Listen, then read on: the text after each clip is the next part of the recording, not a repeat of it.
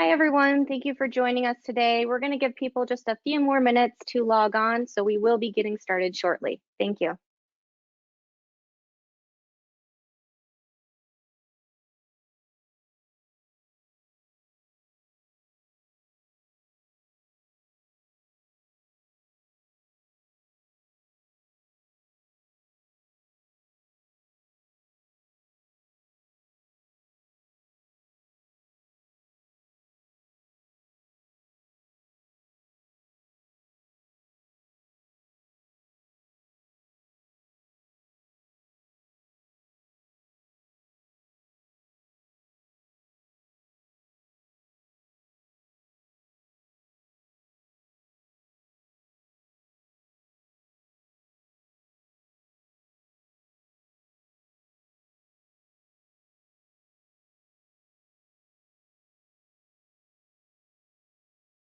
Again, for those of you who have just joined us, we're going to get started in just about a minute. Thanks.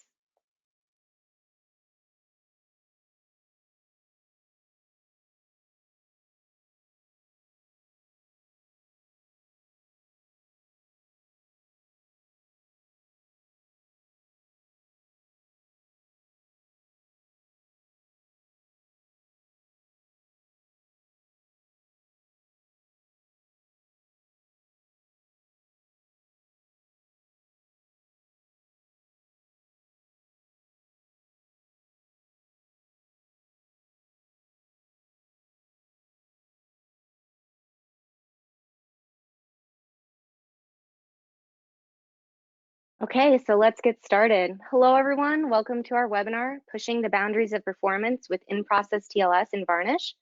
I'm Alexandra Barcelona, and I'll be today's moderator. Before we get started, just a couple of housekeeping items. Today's webinar is being recorded and will be sent out to everyone after the webinar. We'll also be doing a Q&A session at the end, so please put any questions that you have throughout the webinar into the panel on your screen. Now, just a look at today's agenda. We're going to get started with some introductions of today's speakers, Varnish Software and Varnish Enterprise. Next, we'll dive into our main topic of what is TLS. We'll cover Varnish's in-process TLS, how it works, how it's different than Hitch, and when you'd want to use Hitch versus in-process TLS. And then at the end, like I said, we'll go through any questions that you may have. So with that, let's go into today's speakers. We have today's presenter, Javier Bartley, software engineer at Varnish. We'll also have Guillaume Quintard, who will be coming in to help us with Q&A, who is a seasoned software engineer at Varnish as well. And myself, Alexandra Barcelona, I am the US Marketing Manager, and I'll be moderating today's call. So let's get started with just a little bit about Varnish software, what it is and what we do. So Varnish is a leader in large-scale content delivery solutions. We develop and provide powerful caching technology that's used by some of the world's biggest content providers and businesses to deliver super fast web and streaming experiences for huge audiences, all without downtime or loss of performance. So this means that we're helping solve those modern challenges of delivering things like HD video globally to unpredictable and potentially huge numbers of simultaneous viewers. This is all done with minimal latency and without overloading the core infrastructure with requests. So we also provide high-performance web content delivery with real-time updates that are used heavily across news and media organizations, as I'm sure you can all imagine, especially right now. So we will go through a bit more about how the tech works in just a minute, but a few more things about Varnish, the company. We were founded in 2010. Our software has open source origins, and we operate on a global scale. We have our headquarters in Stockholm. We have offices around the world in London, Oslo, New York, and LA. Our core technology, Varnish Enterprise, is available on-premise, cloud, and in hybrid environments, and comes packaged into 3 separate software products, all that are optimized for different content delivery challenges. So we have our streaming server that's for delivering live, OTT, video on demand, and Ultra HD video. We have our build your own CDN for building customized CDNs using pre-built, pre-optimized components. And then we have our web and API acceleration that's used for delivering dynamic, static, and personalized web content. So now a lot of the stuff that we're talking about today is a little bit more focused on streaming, but the topics certainly have relevance for all kinds of content providers. So now a little bit more about Varnish Enterprise. So some of you on this call may be familiar with our software, but for those of you who are not, or who are just in the beginning stages of learning about Varnish, we're essentially a powerful web cache and reverse proxy. So what that means is Varnish Enterprise functions by caching a layer that sits between your web servers and your users, taking a copy of the content that's passed through the first time a user visits your web or streaming service. Then future requests of the same content can be served by the cache instead of being sent from your web service again, which is why it reduces the bandwidth requirement and server load while improving your client response times. So what all this means is the result of it is super fast content delivery that satisfies both your end user and then gives you fewer backend resources needed, along with a layer of protection for your origin servers. So content providers can stay online and responsive while managing their bandwidth costs. We are completely flexible and able to cache anything HTTP. So this is useful for a huge range of purposes, including things like web content, API calls, terminal data, as well as a range of video streaming. And we are, as you can see here, we're designed for extreme performance. So we really are one of the highest performing technologies out there when it comes to content delivery. It's the most resource efficient, and this is all thanks to the development history of Varnish, as well as our open source flexibility, which gives us the ability to really fine tune it to specific use cases while being completely lightweight. That being said, Varnish is optimized for the enterprise. We provide the features and functionality that support larger businesses' requirements. You get things like greater performance, features like a massive storage engine and high availability, enhanced security, which we'll go through today, excellent support, and professional services. The team at Varnish is really, we're world leaders and experts in caching and content delivery. And a lot of our team has been with us since the very beginning. So they have a lot of hands-on experience with a wide range of deployments across multiple industries and use cases. So now I will pass it over to Javier, but before I do, I just want to remind you all, if you have any questions about Varnish itself or in-process TLS, do put them into the questions panel on your screen so we can go over them at the Q&A in the end. So now with that, Javier, I will pass it over to you. Thank you, Alex. I'll just share my screen here. And hopefully everyone sees my screen. Well, hello there.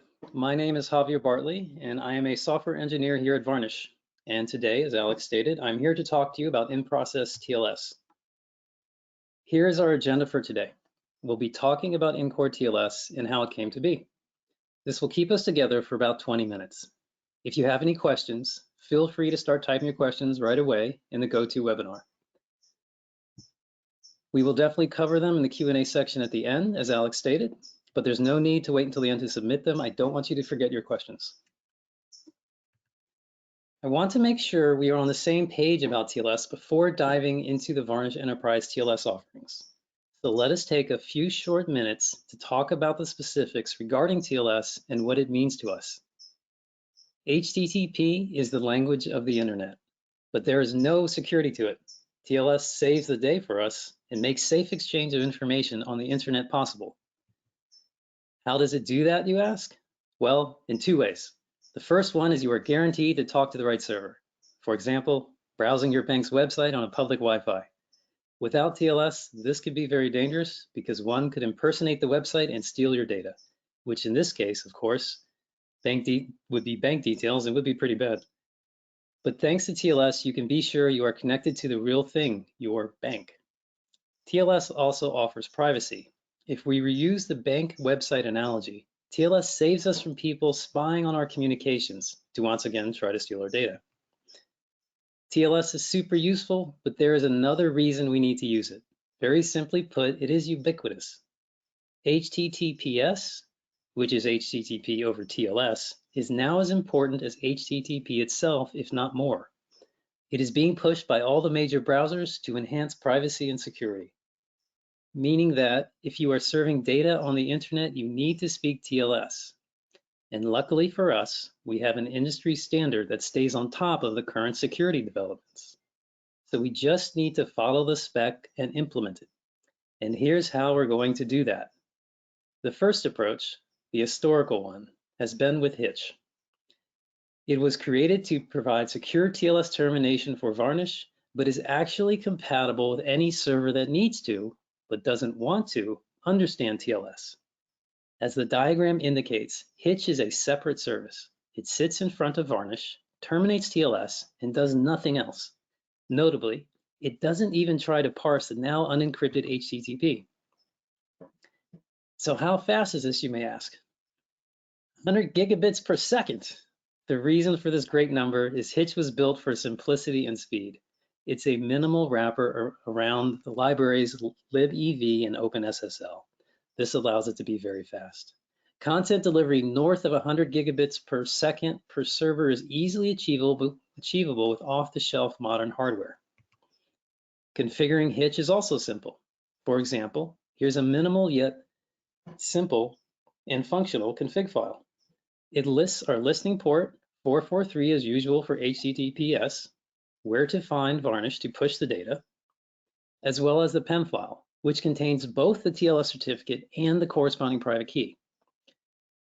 We can, of course, do more complicated things like having multiple backends and multiple certificates, but this on screen is all you need to get going with Hitch.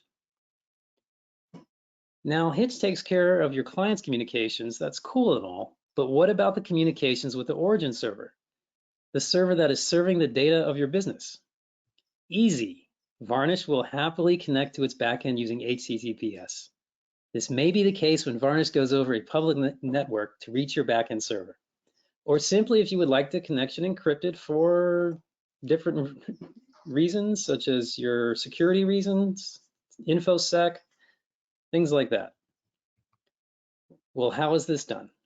For Varnish Enterprise to communicate over HTTPS to your backend origin server, it needs a one-line addition to its VCL file. The green arrow is pointing to this addition. Simply set .ssl to 1 to have Varnish Enterprise communicate over HTTPS. The values below are default values, which are shown to be explicit. Without getting too in-depth into Varnish Enterprise, the VCL file is how you modify the behavior of Varnish Enterprise. This can go way beyond static config file settings as shown here and is an actual language. Hence, VCL stands for Varnish Configuration Language. But that is beyond the scope of this presentation. This is all you need to get going to have Varnish Enterprise securely connect over HTTPS to your backend origin server. And voila, now you get TLS from the user up to the server. The setup we have covered thus far has been a single server running Hitch. We can get great performance at 100 gigabytes per second. Content providers who want super low latency and want to stay ahead of the capacity curve should find this next Varnish Enterprise offering very interesting. We are even faster now. Varnish Enterprise now adds native support for client-side TLS. This replaces the use of an external TLS terminator process that we have seen with Hitch. How much faster are we?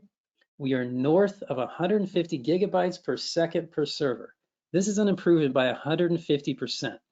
Wow. A typical environment using off-the-shelf modern hardware can reach this performance. That's the real wow for your business. No special hardware or tuning tricks are required.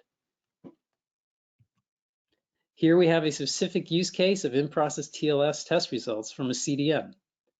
We were able to get significantly more performance in this case by the advertised 150 gigabytes per second per server, but you know, we don't like to brag. This gives you a concrete listing of the hardware used. Nothing out of the ordinary. The performance boost of in-core TLS is evident. Specifically, this test was performed simulating video streaming, which favors delivery speed using large objects. Please note, the speed is slightly slower for HTTPS due to the overhead of the protocol compared to HTTP.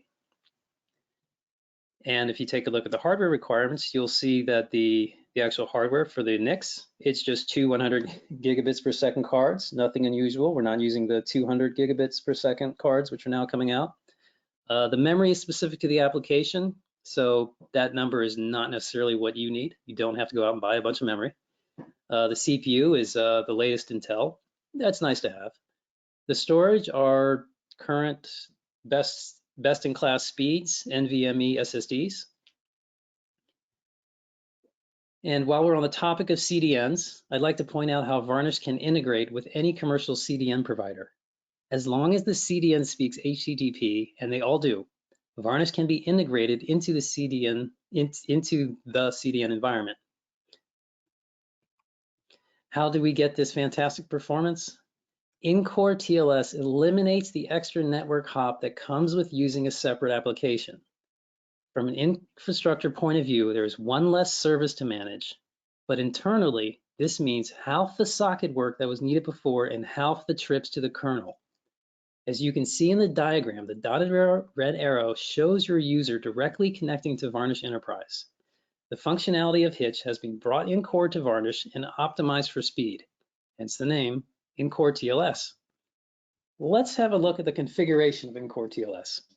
As you may recognize the config file, it is the same as the Hitch one you saw earlier. The backend definition is not needed, of course, making things even simpler. In-core TLS was built to seamlessly use the Hitch config file. If you are currently using Hitch, the same config file can be used with in-core TLS. Now, a little note about the requirements for in-core TLS. OpenSSL version 1.1 is required. This means that we need a fairly recent distribution that packages it. Hitch is available on all platforms though, so it is always an option if in-core TLS is not. Speaking about options, why would you pick one rather than the other? At this point, you've gotten a pretty good overview of both products. In general, because of its maturity, Hitch covers more ground. Hitch has a larger feature set. It supports OCSP stapling, for example. It also has a broader set of supported platforms. By running as its own service, it has an added security benefit. It is separated from the Varnish process and the cached content. On the other hand, in-core TLS is much faster, as you've seen, and is also simpler to manage. Remember, there's no extra process. And speaking about that extra process, or lack thereof, in particular, in high bandwidth environments, the penalty of using two processes can be significant and actually be the bottleneck instead of the network adapter. So in this case, our software is enabling you to get super speed that you can't necessarily get just by throwing more hardware at it. You do need a software solution at some point in the higher bandwidth environments. Okay, so that wraps up what I wanted to go over for today. I'll now hand over to Alex for the Q&A session. Thanks, Javier. Just a reminder too that you guys can put any questions that you have into the panel on your screen, and we will start to go through those. So the first question that we had come in is, what kinds of content can we deliver, and can we encrypt everything? Well, Javier again speaking here. As far as what kinds of content you can deliver, anything that is over HTTPS is what can be delivered. Varnish will cache anything going over HTTPS. Now, what can be encrypted? Well, TLS encrypts HTTP. So if you're sending it over HTTPS, it will be encrypted. So I hope that answers the question. Yeah, Guillaume Quintard here. I think the easy answer is we encrypt everything, and we can use it to deliver everything. Static content, dynamic content, video, web content, anything that's on the internet delivered via HTTP is game to us. And on a side note, since we are talking about encryption, just know it's outside of the context of this talk, but just know that we do have total encryption, meaning we are able to encrypt the data inside the cache too. So that everything that comes in Varnish comes encrypted, everything that goes out is also encrypted, and whatever's inside Varnish is also encrypted. So if you are in a high risk environment, that can be a nice addition to your setup. Over to you.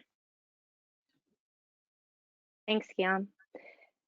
So the next question that we had come in is this possible to trial? And if so, how do I do that? Varnish, we do offer trial offerings of Varnish Enterprise for you to try out, but I'm just a technical guy, so I would have to refer you over to sales. I'll take that one.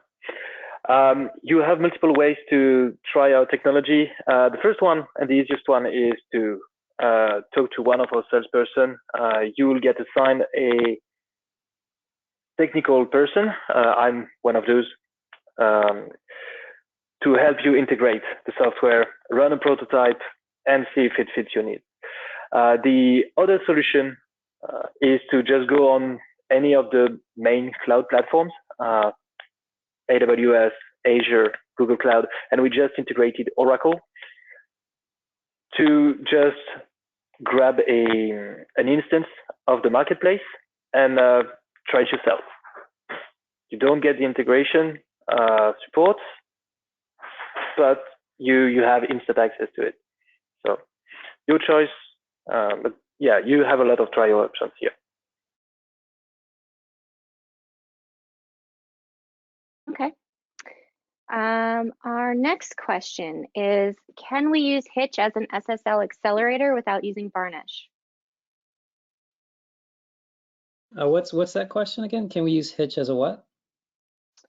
Can we use Hitch as an SSL accelerator without using Varnish? I think I'd like to turn that question over to Guillaume. Okay. Of course, Hitch is going to remove the TLS layer around HTTP and just pass that off to Varnish or any other tool that is behind that. Two interesting points. We are able to pass the data as is, but we also support the proxy protocol. This is a very simple protocol created by Willy Taro, the creator of HA proxy, and that allows us to convey metadata that may have been lost during the TLS termination. Stuff like what kind of certificate was used. And the second point that is going to be interesting is that we use Hitch for HTTPS, but it's really a simple TLS terminator, so it doesn't really know about HTTPS. So technically, you can use that to serve any content or to push any content to a server that needs TLS, but it doesn't need to be HTTP. So Hitch is a very versatile and very generic because of this SSL terminator. I hope that answered the question. If not, please let me know. Okay, thanks, Guillaume. We had another question come in. Does in-core TLS support offloading encryption to a hardware engine, for example, network boards with encryption chipset?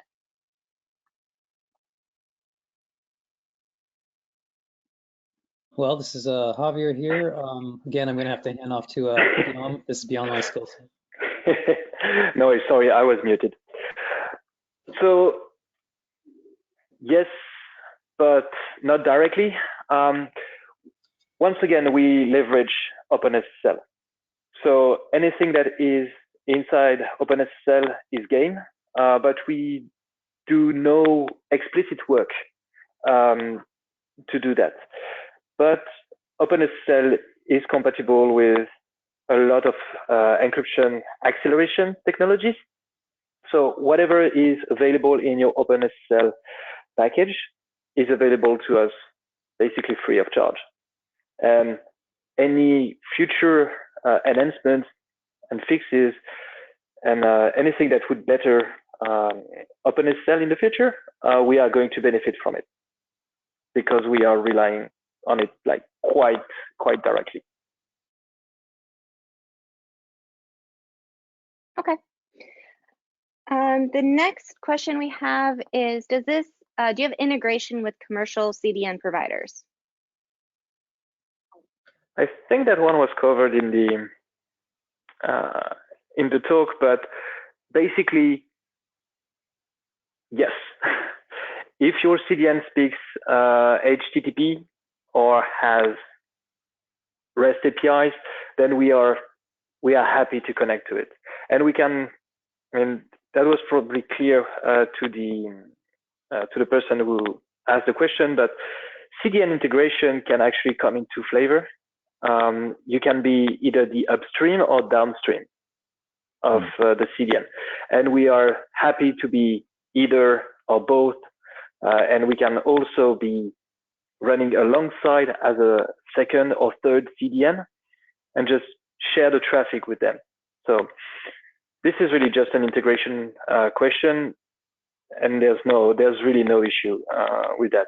Varnish, because of its configuration scheme, is extremely versatile, and yeah, it's really not an issue here. Back to you. Thanks, Guillaume.